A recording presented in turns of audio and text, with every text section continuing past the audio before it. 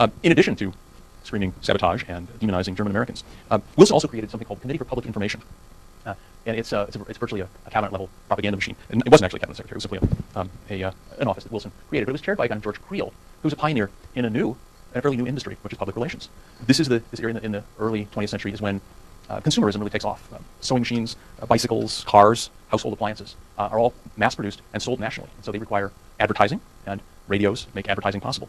So this is kind of a new trend in society. And Wilson, progressive, harnesses this for the war effort. And they produce films and pamphlets and all sorts of things. My favorite program of the CPI was the 4 Minute Men. And these were volunteers recruited to speak for exactly 4 minutes on patriotic topics at public gatherings. They found, no doubt scientifically, that 4 minutes was exactly how long anybody wanted to hear a patriotic speech before a movie or a play or any kind of public gathering. And there were some German-speaking ones as well. This is kind of interesting. But of course, all this stuff feeds into anti-German hysteria, and some of the CPI's posters probably make that clearer. Hun or home, buy more Liberty bonds. And again, this shadowy figure is complete with the pointy helmet favored by German soldiers. Destroy the mad brute. And this is the common theme, is, the club says culture. The idea here is to denigrate German culture, something that Germans and German Americans have been very proud of. And so there's, in a sense, irony here, or sarcasm in that. And, of course, buying Liberty bonds is a good action you can take against the Hun before he gets to your house. The effects of all this include violence, but surprisingly not a great deal of it. There was a well-known lynching of a guy named Robert Prager in Collinsville, Illinois, who was perhaps disagreeable, but certainly not disloyal. He was a German immigrant, and he was lynched for allegedly saying bad things, and all of his lynchers were quickly acquitted. But that's sort of a standout. It wasn't as though there were massive numbers of lynchings. Usually, there were humiliations over Liberty bonds. Prominent German Americans would be publicly forced to buy Liberty bonds, or else they would be tarred and feathered or painted yellow or something nasty like that. There was also a good deal of nomenclature restructuring. Sauerkraut became Liberty cabbage, dachshunds became Liberty dogs, and German potatoes became French fries. I think French fries, didn't some congressman change French fries back to like Liberty potatoes or something? Liberty fries, right? Okay. So obviously the French fry is very, very political in the United States. Didn't German supposed to become French fries? I think that's true too. Yeah, I think that's true too. I think most anything French probably was German before World War I. And German American culture suffered as well.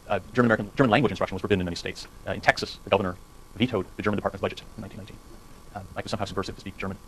Many German language newspapers disappear. And there were a lot of German language newspapers at this time, because it was a very large German American population. And in addition, we'll talk about these other things: Prohibition, Immigration Act, Espionage Act, and so on. But one thing that's crucial to note here is that by this time, the German American population was overwhelmingly second, third, fourth generation. Remember, Germans have been immigrating since the 1600s. So, and the wave of German migration had been falling towards the 20th century. Do you have a question? Yeah. Okay. How did German immigrants come to American population? Yeah, I don't know, but I don't think there was I don't think there was anything. I don't think it was particularly problematic for what I'm about to say. Is that the vast majority of German Americans were Americans, born, first, second, third, fourth, so on generation Americans, intended to side with America, not with Germany. Did the U-turn right along with Wilson, and so they were instrumental in much of this anti-German hysteria. It was not simply non-German speakers who were doing this. There were also German Americans who were very much involved with eradicating German language, renaming French fries, and so on. And that gave the whole thing a much more respectability. Why that? I think it simply mattered that the acculturation had gone pretty far, but it was also split. I think this was a big issue, and not everybody would agree. Even first-generation German immigrants could certainly could have seen Germany as being wrong. There was plenty of reason to see Germany as in the wrong in this case. Nonetheless, by the time World War I is over, there's very little left of German American ethnic identity. This had been a very powerful ethnic identity before, but you don't find it now. And if you look around, if you think about cities on the East Coast or even in the Midwest, there aren't really the remnants of German ethnic enclaves are pretty hard to find compared to, say, Jewish or Italian ones. Prohibition, which is banning of sale of alcohol, was not obviously purely anti-German. This had been the Prohibition movement, as you know, grew out of Protestantism of the early 19th century. Nonetheless, they had been unsuccessful until World War I. And from this quote, I think there's evidence that anti-German hysteria kind of put the movement over the top. The Junker, the Kaiser, the murder of the Archduke Ferdinand and his wife, in fact, the very House of Hohenzollern, these are the Prussian royalty, are but the merest incidents bringing on this world Holocaust. Primary and secondary and all compelling cause is that a race of people have arisen who eat like gluttons and drink like swine, a race whose God is their belly and whose inevitable end is destruction. Their sodden habits of life have driven them constantly towards brutality and cruelty until they were prepared to strike for universal conquest, where millions of lives and oceans of blood was to be the price of reaching that unholy ambition. Beer will do for a nation exactly what it will do for an individual. We seek a saloonness and drunkenless world. There were other arguments that the war helped in promoting prohibition. There was first that the material used, the resources used in making beer and wine were precious and should be used instead for the war effort. And secondly, there was the argument that alcohol led to venereal disease, and American soldiers and sailors needed to be protected from alcohol. And in fact, prior to Prohibition, Congress had passed a law banning alcohol sales within 5 miles of military bases. So that one caught on. But German brewers were a very big target. They were prominent, they were wealthy, they were visible, and to the extent that they were political, they tended to be pro-neutrality. So they gave Prohibition a boost. Would Prohibition pass in World War I? It's hard to answer that question, but it doesn't seem likely. I mean, they've been trying for almost 100 years by then to pass it, and it wasn't going anywhere. But 36 states passed it in 13 months between December 1917 and January 1919. So that's a war. Let's move ahead. So we have only a little time left here. Let's the Immigration Act of 1917.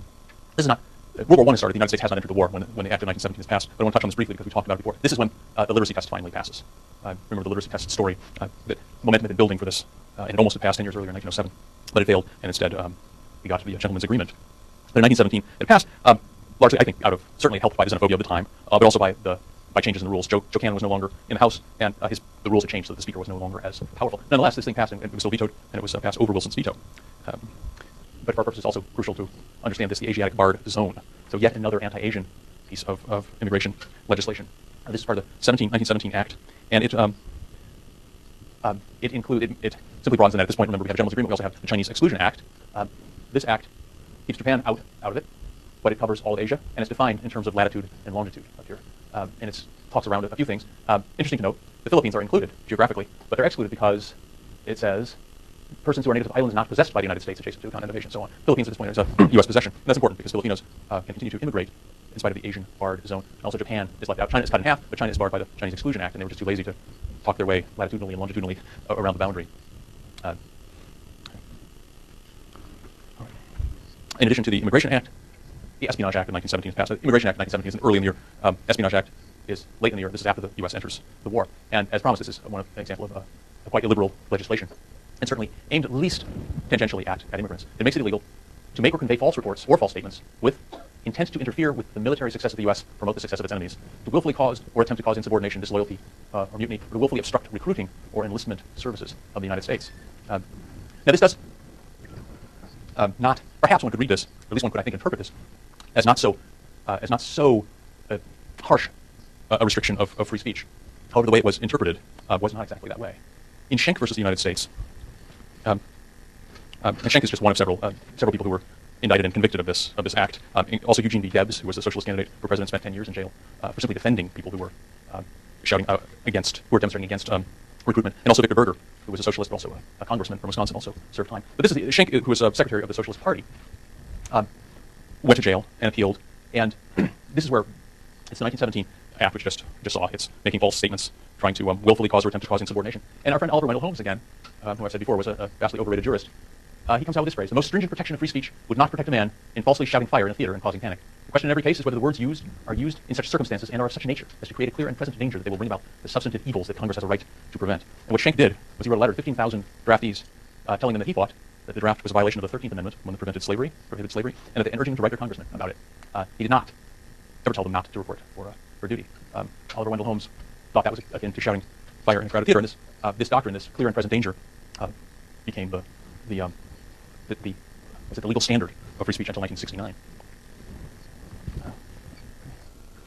Now, not everybody saw as clearly and presently the danger as Oliver Wendell Holmes did. And a judge named Leonard Hand, for example, ruled that on the basis of the Espionage Act, the postmaster could not prevent this cartoon.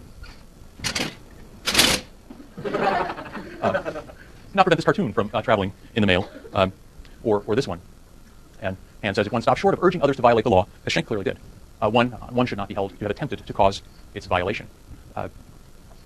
Hand probably never became a Supreme Court justice, probably because of his ruling in that case. But his ruling and the rulings of others led to the 1918 Sedition Act, which bans disloyal or scurrilous or abusive language about the form of government. This is much more general and much, I think, on the face of it, illiberal. To willfully display the flag of an enemy is criminalized. To urge or incite the curtailment of production. Okay, I think we are out of time. There is perhaps we will finish this lecture on Monday, but on Friday we're going to do show and tell on Lab 3. Thank you very much.